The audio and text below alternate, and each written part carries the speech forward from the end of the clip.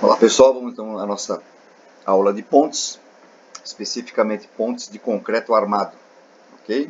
Vamos lá. Vamos apresentar aí um corte transversal com alguns elementos principais de uma ponte de concreto. Nós temos aí as estacas, que a princípio deverão estar em solo firme ou em rocha para suportar as cargas. Por sobre essas estacas vão os blocos de coroamento para dar rigidez nesse conjunto todo. Logo em seguida os pilares, parte deles ficam submersos na água, parte deles pode ser que estejam em solo e alguma parte deles fica ao ar livre. Por sobre estes pilares ficam as longarinas, que são as vigas que estão ao longo da ponte. Para dar rigidez ao conjunto são colocadas as transversinas, como o próprio nome diz, estão na posição transversal da ponte. Temos também o guarda-corpo, que serve para proteger a população que utiliza a ponte para passar de uma margem a outra. O guarda-roda, que pode ser a própria calçada do passeio ou um elemento construtivo específico para isso. Temos a laje, também conhecida como tabuleiro, formando assim um conjunto de elementos principais do corte transversal de uma ponte. Da mesma maneira, vamos dar uma olhadinha no conjunto dos elementos do corte longitudinal. Estacas, blocos de coroamento, pilares. Temos nessa visão as transversinas. O exemplo aqui apresenta 3, claro que pode existir mais. Temos aí o elemento chamado cortina de cabeceira, que serve principalmente para conter o aterro da laje de aproximação, para que a ponte fique com a sua longarina um pouco acima do nível máximo da cota de alagamento ou de enchente. Nós temos aí o trânsito passando por sobre a ponte, que tem o pavimento, o guarda-corpo. Esses são os elementos principais de um corte longitudinal de uma ponte. Existem outros, mas aqui é para simplificar e a gente ter uma noção básica dessa situação.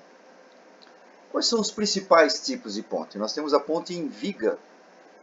Uma ponte em viga é basicamente uma estrutura horizontal, rígida, sobre duas colunas ou mais, tá? E uma em cada extremidade. Aqui especificamente em Joinville nós temos, por exemplo, a Ponte do Trabalhador, que tem 6 lances de 25 metros cada um.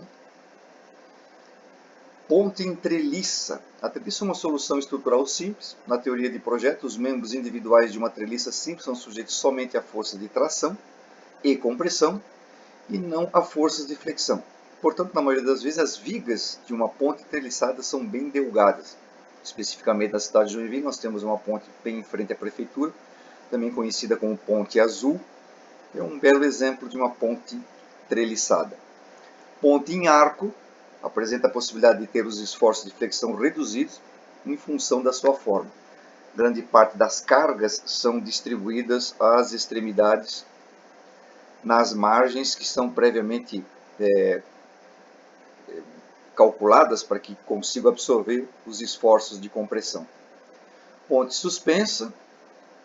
Esse tipo de ponte que está segura por cabos de aço, que são suportados por torres em cada extremidade. A ponte Ercílio Luz, por exemplo, em Florianópolis. Tecnicamente, a carga da ponte é transformada na elasticidade dos cabos. E a ponte estaiada, aqui em Santa Catarina nós temos a ponte de Laguna, que à medida que vai sendo executado o tabuleiro, as forças horizontais vão sendo autoequilibradas. Esse tipo de estrutura pode apresentar algumas variações. Bom, para que a gente consiga determinar os elementos construtivos e as cargas que uma ponte de concreto tem, o primeiro passo que nós vamos desenvolver agora é a determinação do peso próprio em concreto de uma ponte típica. Vocês estão vendo aí a vista superior de uma ponte que tem o guarda-corpo com 35 centímetros. Aí tem o passeio ou a calçada, que também é usado como guarda-rodas de 1,86 m. uma pista de rolamento de 3,78, outra pista de rolamento de 3,78, e aí se repete 1,86 m de passeio e 35 centímetros de guarda-corpo. A largura aproximada da ponte, 11,98 m. Assim como a gente vê a vista superior, está aí na tela o esqueleto, digamos assim, a parte estrutural que sustenta o tabuleiro. Temos aí vigas longarinas, vigas transversinas, a indicação dos pilares, a ponte tem 50 metros, e alguns outros elementos aí que ajudam um pouco no sistema de rigidez dessa ponte. Qual é o objetivo principal? A determinação primeira do peso que essa ponte tem. Então nós temos aqui em corte transversal um pouco mais dos detalhes, do guarda-corpo, que teria 35 por 80, o guarda-roda, que tem 30 centímetros de altura e 1,86 m mais 35 de base. Aqui a viga longarina, a viga transversina, o revestimento, que na grande maioria tem um peso específico um pouco menor do que o concreto, e a laje de sustentação do trânsito. Assim como a cortina de fechamento, que é aquela cortina que vai na cabeceira da ponte para ajudar a conter o aterro. Qual é o objetivo nosso da aula de hoje? Determinar o peso próprio de cada um desses elementos. Então vamos lá. Primeiro, se a gente pegar o guarda-corpo, ele tem 35 centímetros de base, 80 de altura. Nós vamos calcular ele para 1 metro de comprimento da ponte, com peso específico do concreto armado 2,5. Então 1 metro de guarda-corpo, 0,70 tonelada força-metro.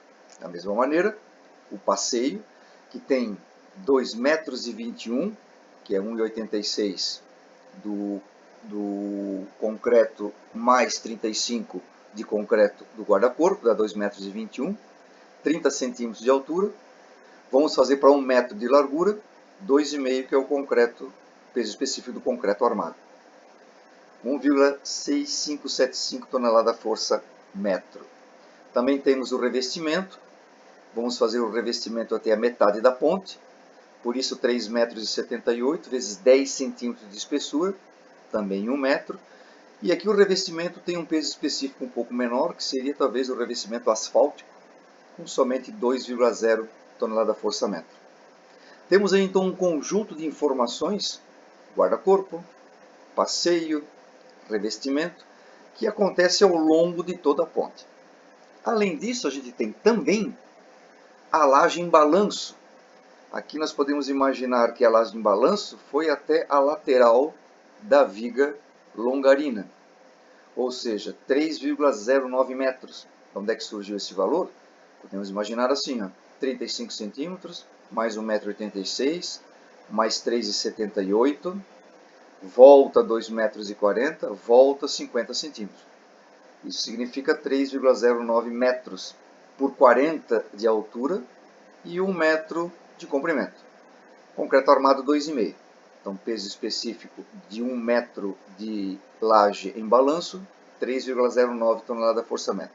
A outra parte da laje a gente pode chamar de laje central. Ela vai partir daqui e vai até o centro da ponte. Bom, então nós temos ali 3,78, eu tenho aqui 2,40 mais 50 dá 2,90. Vezes 40 centímetros de altura, vezes 1 metro de comprimento. É concreto armado? 2,5. Então dá 2 metros, 2,90 tonelada força-metro de peso de laje central. Temos também a longarina, que, claro, como o próprio nome diz, vai ao longo da ponte. Ela tem a base de 50 centímetros, 1,5 metro de altura, 1 metro, que é o padrão que nós estamos utilizando, é concreto armado também, 2,5 tonelada força-metro cúbico. Então, 1,875 tonelada força-metro é o peso próprio da longarina ao longo de todo o comprimento da ponte. Vamos fazer um pequeno resumo, né? O que eu já tenho aí? Tenho o peso do guarda-roda, 0,7, o peso do guarda-corpo, 0,7, peso do guarda-roda, 1,65, peso do revestimento, 0,7, peso da laje em balanço, 3,09, peso da laje central, 2,090, e o peso da viga longarina, 1,875. Ou seja, ao longo de toda a ponte, nós temos aí 10,9785 toneladas força-metro. É uma carga distribuída. Além destas cargas distribuídas, nós temos também na ponte as cargas concentradas. Tem um pequeno resumo das cargas que a gente fez. Estas cargas concentradas são principalmente as vigas transversinas. E depois a gente vai ver também a cortina, que é na ponta do balanço. Então a nossa viga transversina tem 30 centímetros de base, 1,50 m de altura, e ela tem ao todo, por questões de segurança, 2,40 até a face da longarina, mas nós vamos acrescentar a longarina para que haja um peso maior de segurança. Então 2,90 de base, 1,50 m de altura, 30 centímetros de espessura, vezes o peso do concreto armado, 2,5. Então cada viga transversina pesa 3,2625 tonelada força. Agora é uma carga concentrada. A cortina, aquele elemento estrutural que vai na cabeceira da ponte para sustentar o aterro. Nós temos ali de uma ponte que tem 11 metros, quase 12 metros de comprimento, uma viga longarina sustenta uma cortina de 5,99 de comprimento, vezes 1,70 m de altura, vezes 15 cm de espessura, vezes o peso do concreto armado, 3,81. Mas também temos o suporte do aterro, que tem 5,99 de comprimento, que é metade da ponte, 10 centímetros de altura e 0,40 de base. Também é concreto armado 2,5. E temos o próprio peso do solo. Nós havíamos comentado que o solo ele é compactado de tal forma que ele tem que atingir 1,7 tonelada força por metro cúbico. Isso dá aproximadamente 98% do ensaio de próton normal. Tem que ser um aterro muito bem compactado. Então esse solo que fica por sobre este suporte dá 6,5171 toneladas. Já temos elementos suficientes para somar a carga de ponta de balanço, que é a cortina, mais o suporte, mais o aterro, 10,93. Muito bem, já temos informações suficientes para montar o nosso carregamento distribuído, o nosso carregamento concentrado das vigas transversinas e o nosso carregamento concentrado na ponta do balanço. Vou mostrar novamente a vista superior da ponte, onde a gente pode imaginar que ela tem estes espaçamentos entre as vigas transversinas. Isso não foi comentado anteriormente porque não havia necessidade para o cálculo do peso próprio de cada elemento. Agora, como a gente vai representar o diagrama de momento, essas partes aí entram como essenciais. Nós teríamos aí então um resumo de 10,98 de carga distribuída, 3,26 de carga concentrada de vigas transversina e 10,94 de carga concentrada na ponta do balanço. Posso imaginar então que a minha viga teria esta configuração. Ao longo dos 50 metros ela está apoiada em 3 apoios, sendo que os extremos são fixos e o central é uma rótula. Podemos transferir então para a ponte, nas cabeceiras, a carga da cortina, 10,94. Também podemos transferir ao longo de toda a ponte, nos pontos em que estão as transversinas, a carga da transversina, 3,26, e também a carga distribuída. O próximo passo seria, então, você determinar as reações de apoio, através daqueles processos matemáticos vistos em mecânica geral ou estabilidade das estruturas, e determinar a configuração do diagrama de momento. A princípio, esse é o primeiro passo que a gente está determinando como, digamos assim, necessário de aprendizado das nossas primeiras aulas de ponte. Bons estudos para vocês aí, pessoal. Até a próxima!